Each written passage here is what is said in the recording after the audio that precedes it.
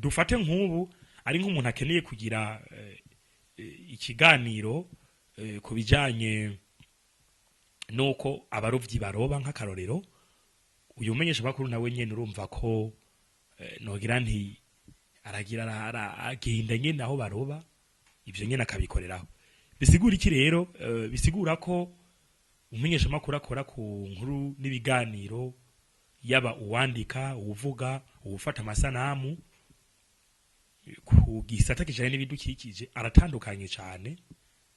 n'abandi bamenyesha makuru kuko nibimusabwa nogira nti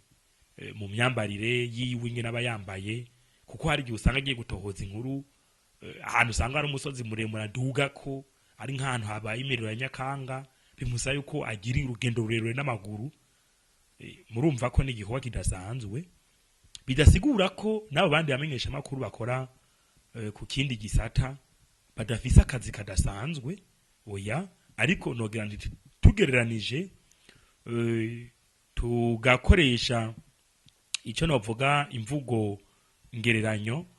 abo bantu ahanini uza gusanga bafise igikorwa kidasanzwe igikorwa gisaba yuko bitanga igikorwa ndetse gisaba yuko bashishoza igikorwa nogira nti kisaba yuko umuntu yinjira koko mu mwuga akawubamwo nogira nti akajyama mu mwuga akavyuka ari mu mwuga nyene nico rero nogira nti itandukanaho rihagaze naho risaba ko umenyesha makuru ari muri ico gisata aracihebera kugira ngo ashobore guha abamwumviriza ibintu bizima ibintu bitohoje ibintu yakorakoreye ko ibintu yabonye ibintu yirabiye we nyene apana ibintu nkuko bisigaye bikorwa ubu umuntu bimushikiye ahari agaca bitora atanabitohoje akabishira nogira nti